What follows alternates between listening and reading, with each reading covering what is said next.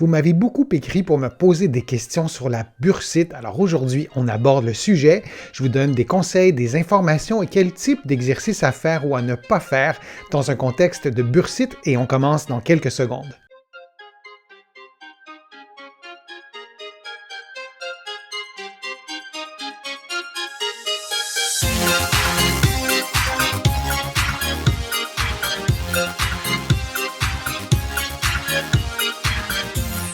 Je suis Denis Fortier. Si vous êtes nouveau ici sur ma chaîne YouTube, je vous conseille de vous abonner en cliquant sur le coin inférieur droit de l'écran. Je vous invite aussi à vous abonner gratuitement à mon infolettre en visitant mon site web, le www.denisfortier.ca.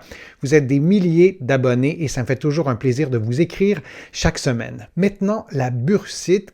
En quoi consiste la bursite? C'est l'inflammation de la bourse. Alors ça, c'est la définition courte.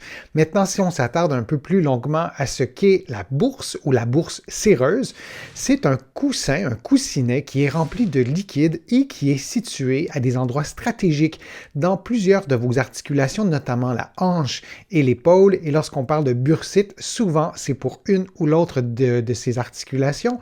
Et donc, les bourses sont situées près des tendons ou de certains tendons. Un tendon, ça relie le muscle à l'os, donc c'est directement lié à une structure contractile, le tendon, et la bourse est très près du tendon. Mais la bourse, elle, ne se contracte pas, c'est un coussinet qui est passif. Les bourses peuvent aussi être situées très très près de l'ossature. Alors, il est vraiment difficile de penser à une bourse sans penser à l'ossature, sans penser aux tendons et aux muscles. Tout ça est étroitement relié, mais il faut retenir qu'une bourse, c'est un coussinet rempli de liquide qui n'est pas contractile. La bursite est donc l'inflammation de la bourse, de ce coussinet rempli de liquide, et on observe souvent un épaississement de la bourse. Alors ça change la mécanique de l'épaule, ça peut causer évidemment de la douleur, des diminutions de mobilité. Et qu'est-ce qui cause la bursite? Il y a plusieurs éléments qui peuvent expliquer la présence d'une bursite.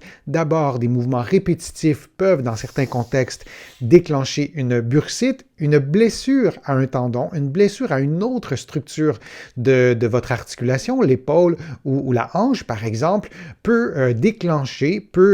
favoriser l'apparition d'une bursite. Et il y a aussi des bursites qui sont traumatiques. Si vous avez, par exemple, un accident de voiture avec un impact direct sur une articulation, je le répète, comme l'épaule ou la hanche, on peut aussi observer l'apparition d'une bursite. La douleur est le principal problème que provoque une bursite. C'est souvent à ce moment-là que vous consultez ou que vous m'écrivez sur les réseaux sociaux pour avoir des conseils et il est souvent difficile de distinguer entre une bursite ou une tendinite. Je vous le disais, le tendon et la bourse sont souvent très très près l'un de l'autre. Alors c'est important que vous consultiez un professionnel de la réadaptation. Nous, on a des tests qu'on vous fait faire dans l'examen clinique. Donc on vous demande de faire tel ou tel mouvement, de forcer dans telle direction. Et souvent, ça nous aide à avoir une meilleure idée de ce qui cause le problème. Est-ce que c'est l'inflammation de la bourse ou c'est l'inflammation, par exemple, d'un tendon, une tendinite? Et il y a plusieurs études qui ont démontré que dans bien des cas, notamment dans un contexte de bursite à la hanche, eh bien, le diagnostic est erroné. Lorsqu'on approfondit l'examen, on se rend compte que ce n'est pas une bursite, mais bien une tendinopathie ou une tendinite, si vous préférez, à la hanche. Donc, il est essentiel que vous consultiez pour bien comprendre et connaître la cause du problème. Maintenant, je vais vous donner des conseils, quoi faire en présence d'une bursite. D'abord, le premier conseil, c'est de reposer l'articulation. Si c'est par exemple une articulation des membres supérieurs, c'est un peu plus facile. Vous pouvez ne pas vous servir de ce côté-là. C'est pas toujours simple, mais c'est quand même un peu plus facile.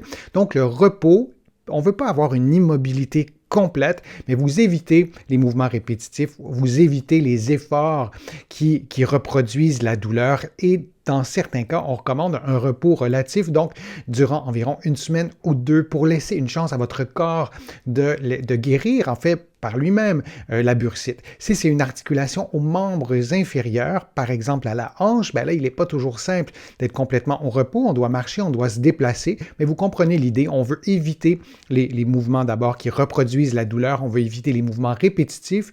Dans le cas des membres inférieurs, on veut éviter les sports qui font en sorte que vous allez sauter, que vous allez peut-être mettre sous tension la bursite. Alors, c'est vraiment une règle aussi de prudence. Je vous le disais, vous consultez un professionnel de la réadaptation, vous aurez des conseils conseils plus appropriés, mais vous n'avez pas tous accès à un professionnel de la réadaptation. Donc, première chose, le repos. Deuxième conseil, l'utilisation de la glace. Là aussi, vous me posez souvent des questions. Est-ce que je dois mettre de la glace? Combien de temps? Est-ce que je mets de la chaleur?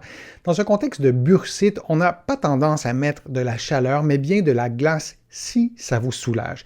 Si vous trouvez qu'une application de glace, ça ne change rien dans votre douleur, c'est complètement inutile de mettre de la glace en croyant qu'il y a un effet anti-inflammatoire. La glace n'a pas d'effet anti-inflammatoire.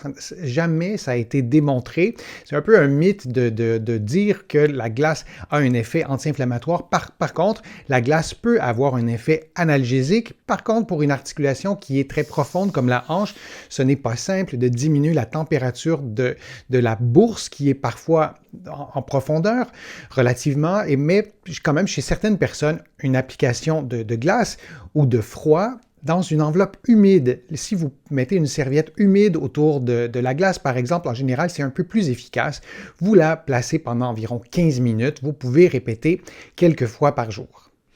Un autre conseil est probablement le plus important, c'est de bouger, d'effectuer des mouvements sans mise en charge, sans mettre de poids sur votre articulation. Par exemple, vous pourriez faire les exercices, les mouvements couchés sur le dos. Évidemment, selon le type, selon l'articulation touchée, ce ne sera pas les mêmes exercices. Donc, dans ma vidéo d'aujourd'hui, je ne vous proposerai pas d'exercice précis. Vous allez voir par contre des liens défiler dans le coin supérieur droit de l'écran et vous pourrez cliquer sur ces liens-là. Vous aurez des programmes d'exercice, notamment pour la hanche et pour l'épaule. Donc, des mouvements très simples, des mouvements qui ne déclenchent pas la douleur, qui n'augmentent pas la douleur. Parfois, il s'agit de les faire un peu moins vite ou dans une moins grande amplitude. Vous faites des plus petits mouvements. Vous pouvez vous aider aussi avec l'autre côté. Si vous avez mal à l'épaule droite, vous pouvez faire des mouvements en vous aidant un peu avec le bras opposé. Pour ce qui est du membre inférieur, c'est plus compliqué. Mais de bouger régulièrement, on a bien démontré qu'il peut y avoir un effet positif dans le soulagement de la douleur pour aider aussi les tissus à cicatriser, à guérir. Lorsque vous bougez, ça active la circulation du sang notamment. Et dans le sang, il y a tout ce qu'il faut pour que votre corps puisse guérir. Alors de bouger sans augmenter la douleur sur de petites durées, parfois de répéter quelques fois par jour sans jamais augmenter la douleur, ça peut être fort utile. Un autre conseil, lorsque la douleur sera diminuée, lorsque vous serez sur la bonne voie, il est essentiel d'avoir un programme d'exercice de rééducation, c'est-à-dire de pouvoir retrouver la mobilité de votre articulation, la force de votre articulation, l'endurance, être capable de générer une force pendant un certain temps. C'est essentiel aussi de rééduquer les muscles de la posture parce que peu importe l'articulation touchée, vous devez être capable de tenir des positions longtemps, incluant les petits muscles du dos et du tronc. Et il est essentiel aussi de rééduquer la stabilité de l'articulation. Si vous tapez sur un moteur de recherche, mon nom, Denis Fortier, le mot stabilité et l'articulation qui est touchée, vous trouverez facilement plusieurs de mes vidéos qui vous donnent des exercices de stabilité pour la hanche, de stabilité pour l'épaule notamment, et ça va vous aider à éviter une récidive, une rechute, parce que ça arrive dans un contexte de bursite, on n'a pas terminé la guérison. En fait, on n'avait plus de douleur, mais la bourse n'était pas complètement guérie et surtout la dynamique de l'articulation, la capacité de vos muscles à bien travailler n'a pas été rééduquée, n'a pas été retrouvée. Donc, travaillez toutes ces composantes de votre santé articulaire, incluant la stabilité. Et un autre conseil, je vous l'ai déjà dit, je le répète, consultez un professionnel de la réadaptation pour avoir une bonne évaluation, pour être certain que c'est ça le problème, d'avoir des exercices adaptés à votre condition et vraiment par expérience, on le voit, on arrive à vraiment améliorer la situation des personnes qui souffrent de bursite parfois chronique et leur qualité de vie est améliorée et parfois même retrouvée, alors ne vous privez pas de ces bienfaits-là et consultez un professionnel de la réadaptation. J'espère que ma vidéo vous a été utile, j'espère que les conseils étaient clairs, précis. Si c'est le cas, je vous invite à cliquer j'aime, à la partager sur vos réseaux sociaux, à la commenter, vous le savez, ça me donne de plus en plus de visibilité, ça m'aide aussi à produire de nouveaux contenus. Vous allez trouver beaucoup d'informations sur mon site web, le www.denisfortier.ca. Vous êtes des milliers à le visiter chaque jour, ça me fait toujours chaud au cœur et vous allez aussi trouver beaucoup d'informations dans mes livres qui sont disponibles partout au Canada en librairie et sur le web. Mes livres sont aussi disponibles partout à travers le monde, notamment en France. Vous allez les trouver là aussi en librairie et sur le web. Je suis Denis Fortier. Je vous remercie beaucoup. À bientôt.